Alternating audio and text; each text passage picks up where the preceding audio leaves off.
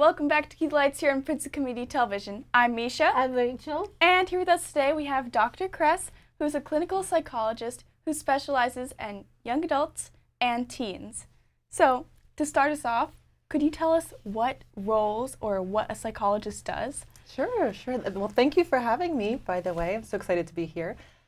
So a clinical psychologist is someone who has a doctorate in clinical psychology, and they provide mental health services. So it can be anything like psychotherapy, which is basically counseling, or it can be psychological testing, like educational testing or IQ testing. They can also be professors. So there are a variety of things that a psychologist can do, but I am in private practice, so I provide psychotherapy. And so you specialize in teens. How did you get to that section out of all the human population? Yeah, so I love working with young adults. I've had a variety of experiences working at like hospitals and clinics and counseling centers, but I've had a lot of experience working with college students. So I was at the College of New Jersey, I was at Rutgers, and I was a postdoctoral fellow at Princeton University. So I really just enjoy working with young adults. They have so many interesting issues that they're working on, a lot of life goals, whether it's academic or trying to find a job or trying to work on anxiety, stress, depression, and relationship issues. So they have a lot of interesting issues. So that's what sort of drew me in. And then I also see a lot of teenagers. I also have a special interest in the gifted or profoundly gifted. So I often see teenagers through various organizations who are, struggling with various issues. Yeah. So earlier you mentioned psychotherapy. So could you explain to us what that is and what it entails? Sure. So psychotherapy is when you basically go to counseling for typically like once a week for about 50 minutes, and you can talk about anything. So it's really great because it's collaborative. So you can kind of use the time the way that you would like to use it. So it's really nice to have that space where you talk about your life, things that are stressing you out, what you're feeling about things. And it's just nice to have a trained professional who's outside of your friend's circle, outside of your family's circle, to get their perspective and to get their support, also to work on skills. So it's a great space where you can use that time however you like, which is really nice, I think. So since you specialize in teens and young adults, what are some common issues that you come up with? So some common issues. I would say the number one issue right now is anxiety. According to a 2016 national survey, 62% of undergraduate students reported experiencing overwhelming anxiety. So that's a huge number, right? And over the last 5-10 years, we've seen a huge increase in people, teenagers and young adults in college, seeking services, which is great that they're seeking services, but that also says, there's just been a huge increase. And we could talk about why in a minute. There are a lot of cultural reasons why that's happening, but there's been such a huge increase in anxiety. One of the biggest things that I tend to see is fear of failure. That's how the anxiety tends to manifest itself. And so that one of the best ways to address that fear of failure that I typically work with my clients on is self-compassion. So self-compassion is basically being kind to yourself. And a lot of my clients say, like, if I become kinder to myself, I'm going to lose my competitive edge, or maybe I'll become lazy or unmotivated. And actually, the research shows that the opposite is true. And here's why. So let's say you're going to take a really hard math test, or you're going to try something new, or you're going to do some sort of athletic competition.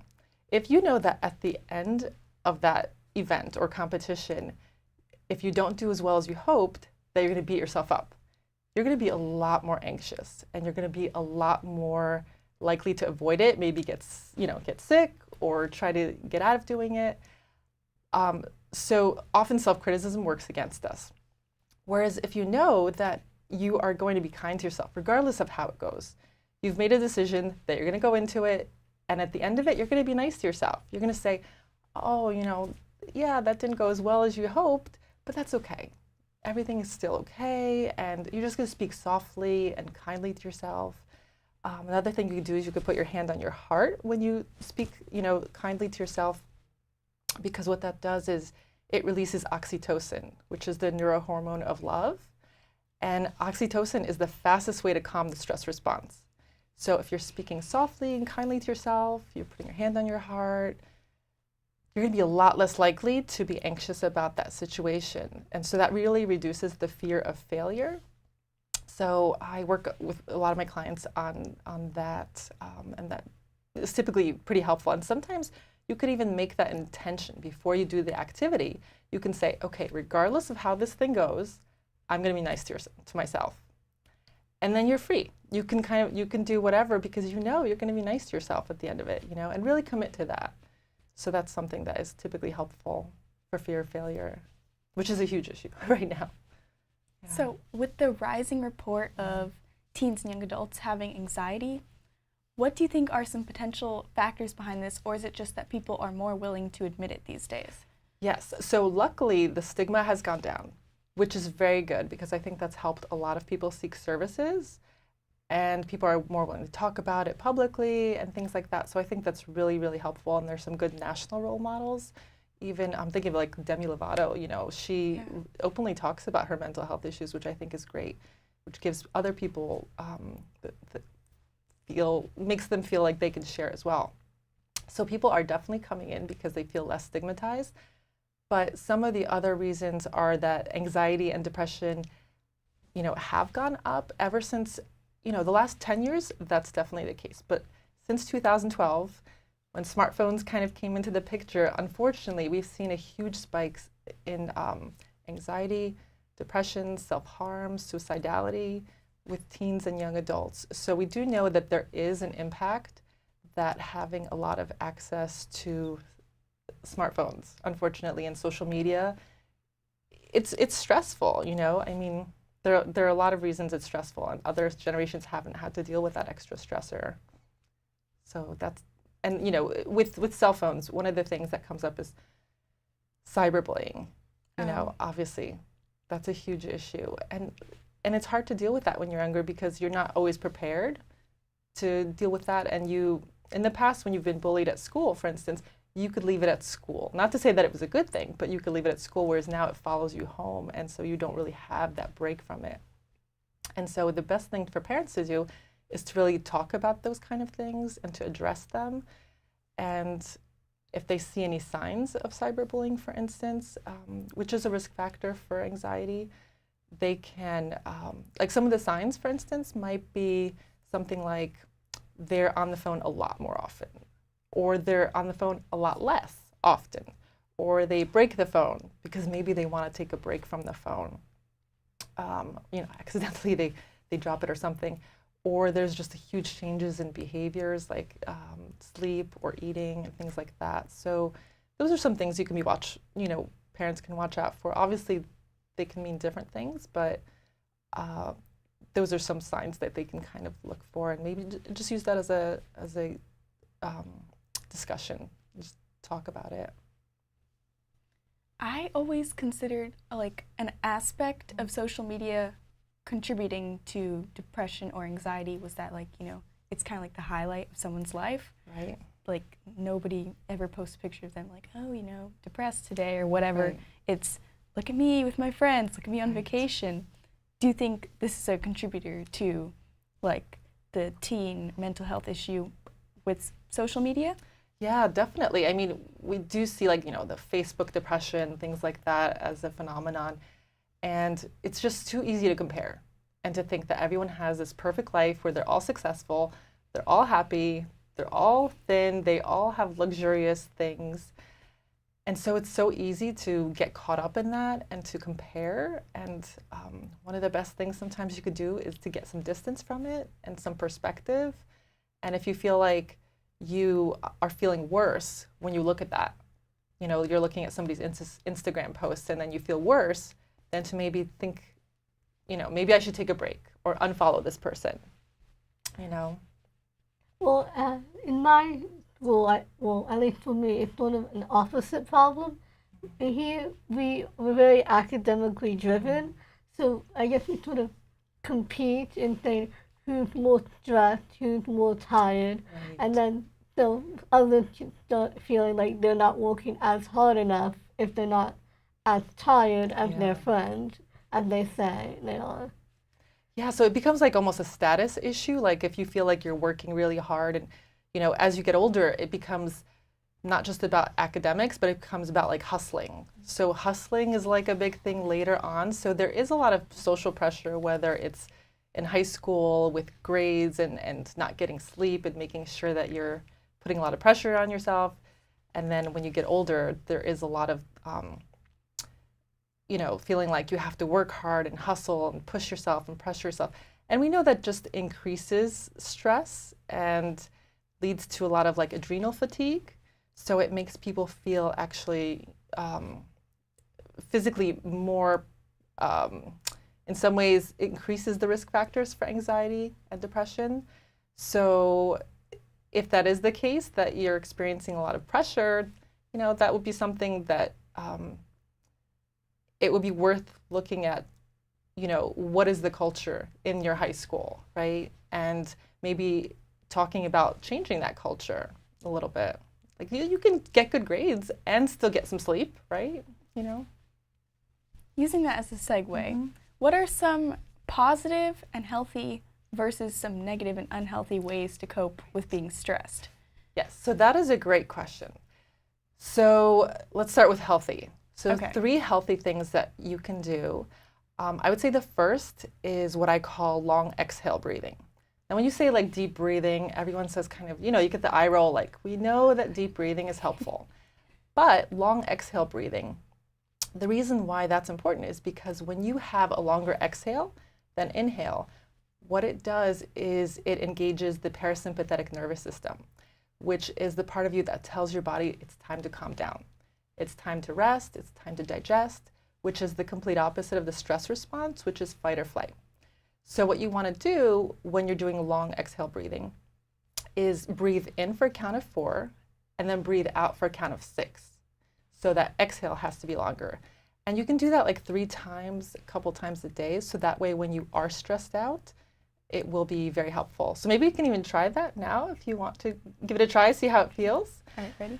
So, and when you're breathing in, what you want to do is you want your stomach to sort of go forward, rise, because it's diaphragmatic breathing rather than in your chest. So we're going to breathe in for a count of 4. Okay. 1, 2, 3, 4. Breathe out for 6. 1, 2, 3, 4, 5, 6.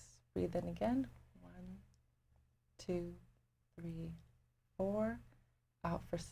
1, 2, 3, 4, 5. Getting all the air out. 6. Does that feel good? Yeah, Yes. So you can do that, just making sure that the exhale is longer, a couple of times a day, and then that will just give your body that calm response. So the second thing that you can do to relieve stress and anxiety is just labeling your emotions. So there's an expression, you have to name them to tame them. And when you name your emotions, what that does is it calms your brain. So you might say to yourself, okay, what am I feeling right now? I'm experiencing some anxiety, or I'm feeling sadness.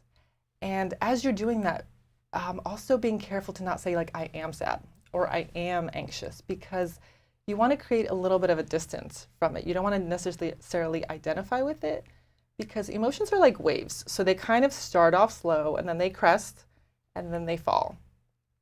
And what most people do is when the emotion is at its peak, they panic. Oh no, I'm feeling stressed out, I'm feeling anxious, this is horrible. I need this to stop, rather than saying, okay, I'm anxious, right? I'm experiencing some anxiety right now.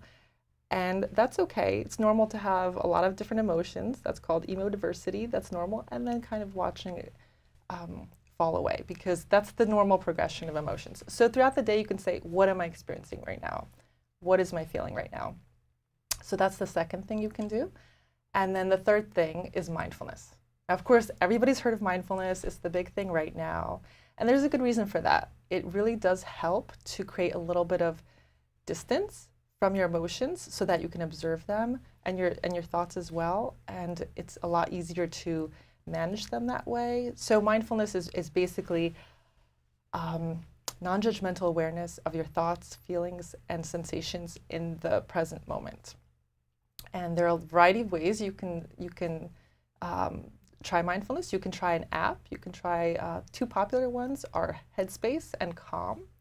And some universities actually provide free access to those if they do have a membership fee, which is really, really great. And so those are two ways that you can start getting involved with mindfulness. So those are three, and we could talk a little bit more about mindfulness if you're interested, but those are three ways that you can work on stress. So the long exhale breathing, labeling your emotions, and trying out mindfulness. And what would be 3 unhealthy ways to cope with stress? Yes, so unhealthy ways, there's obviously the, overeating, undereating, drinking, drugs, things like that. What I hear often from college students is binging on Netflix. Oh, so, yeah. I can agree with that. Yeah, so it's very... Procrastinating. Yes, procrastinating. So if you're doing it once in a while, that's okay. We've all done it. But if it's becoming consistent as a way to procrastinate, like you're saying, or just avoid feelings, then it becomes unhealthy, or avoiding your work.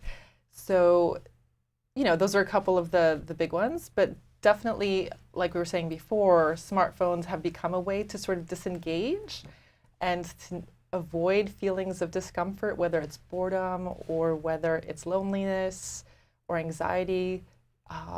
Cell phones have definitely become something that is used in an unhealthy way.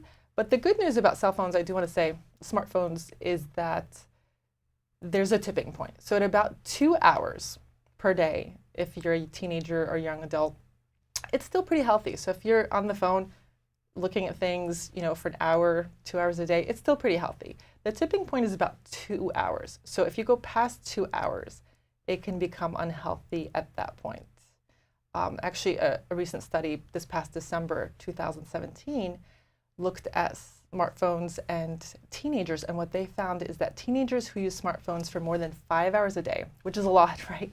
Yeah. But there are plenty of people who do, that actually increases their risk of having one risk factor for suicide by 71%. So that's a huge, huge number. So obviously that's something to be concerned about. So you want to stay within that range of 2 hours, because here's the reason why that's happening. So if you're on the phone 5 hours a day, what you're not doing is you're probably not getting enough sleep. You're probably not getting enough exercise. You're probably not having a lot of FaceTime with people like this, which is really important. You're probably not doing a lot of activities. So those are all of the things that can protect you from anxiety and depression. And now you've introduced something that's stressful, like the stress of, you text someone and then you're waiting for them to text you back, and then you see the ... and it disappears and you're like, what's happening? And so you're stressed out about the interaction. Or you're stressed out because you posted something on Instagram or some other social media site and you're waiting for likes, so that can be really stressful. So we've taken away something that might protect you from anxiety or depression, which is like the exercise, and we've added stressors. So if you're spending 5 hours a day, that would be, something to really think about. Like, can you lower it to something like 2 hours? So what are some things you suggest schools and teachers try to implement? So schools and teachers, I would say that providing information, I think, to parents would be important. Something that comes up a lot is, when should I get my child a smartphone? Oh, yeah, that's a popular debate. That's a huge topic of debate, right? And the average age is 10. So the average 10-year-old in America has a smartphone. And if they don't, they're probably bugging their parents to get one, right? Yes. And so that's a huge issue, because the actual recommendation is 9th grade. So that's a huge, huge distance, right? Disparity. And so, a 10-year-old, 11-year-old isn't really ready to deal with really, really tough questions that might come up, like whether it's cyberbullying or somebody saying something, really uncomfortable, like, can you text me a nude picture? or something like that? Would they know what to do in that situation?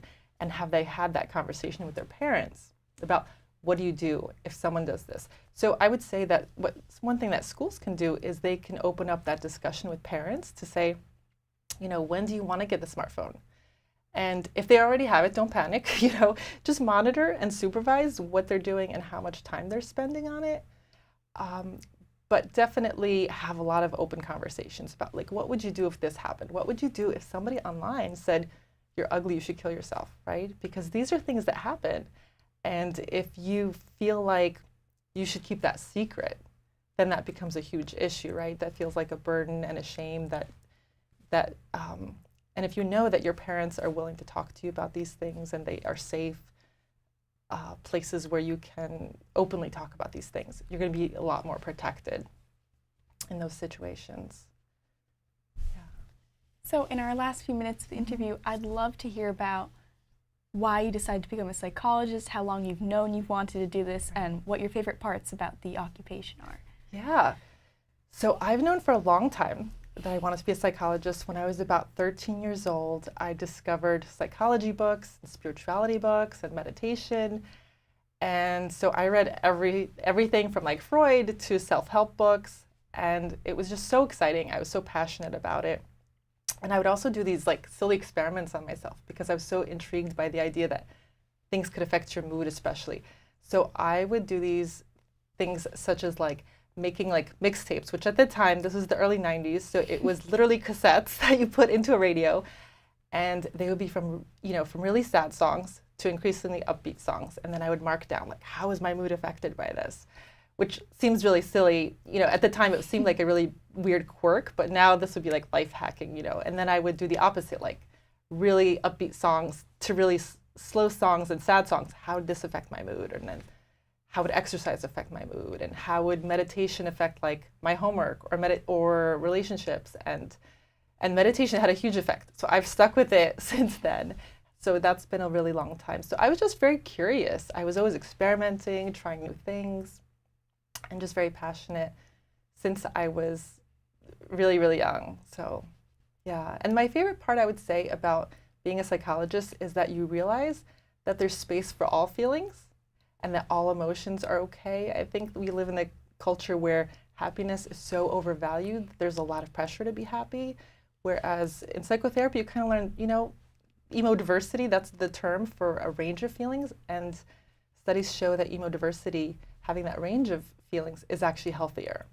So what psychotherapy has taught me is that it's okay to have lots of feelings, and that's actually a good thing. And so I'm really passionate about sharing that kind of information. So any last words you want to say to our viewers about mental wellness and your work and how to contact you if they want to? Sure. So I'm a psychotherapist here in Princeton, and I have a private practice. And I also started a blog recently, which is really exciting, about using your emotions to work on goals. And so they can find me at dranakress.com. So those are some ways that they can find me and get some more information. Wow. Well, I've certainly learned a lot. I'm sure you've certainly learned a lot. It was a really fascinating interview, and I can't believe how quickly it flew by. It's certainly a very relevant topic these days, increase of social media, increase of, smartphone use. I just like to say thank you so much for talking with us and sharing your wisdom. And we were so happy to have you on this show. Thank you for having me. This has been so much fun. Yeah, thank you.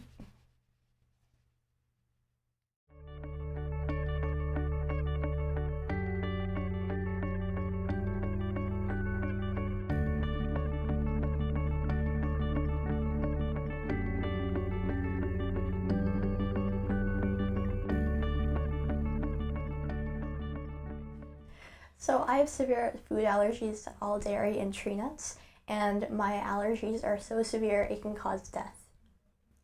So you had an incident with an airport some time ago. Would you like to tell us about it? Basically what happened was that we were traveling to Italy for the summer, and we had to take a connection flight from New York to Munich, and so we took the flight Lufthansa. And we emailed them in advance telling them I have severe food allergies, can we board the plane earlier so I can wipe down the seats? And they said, that's fine, you can board the plane. And then when we went to the airport, we told them again, like, oh, can we do this, can we do that? And they were like, okay, it's fine. And then we boarded the plane, and we told the people on the plane about my food allergies, and they went berserk. They were so scared. They didn't know what an EpiPen was. It was really funny. But, yeah, so the pilot got really scared. And since the pilot's responsible for all the passengers on the plane, he didn't want to take the risk of carrying me on the plane. So he kicked us all off the plane without giving us tickets to, like, refunding our tickets. So to what extent, well, you're obviously very severely allergic, but how much of the allergen would have to be in your surroundings, or what kind of contact would give you an allergic reaction? Well, my food allergies are airborne, so the allergens can travel through air if they're very, like, tiny particles, like such as anything on trail mix or Cheetos or Doritos. If I have direct contact, like if it comes to my skin, I can start hiving out, and if that stuff ends up in my mouth, then I can end up having a severe food allergy reaction. So. And what would happen during a severe food allergy reaction? I would basically, it ranges for some people, but for me, it's my eyes get really watery, and then everything just starts itching on my face. And then afterwards, after like 2 to 3 minutes, my throat starts to swell up and close up.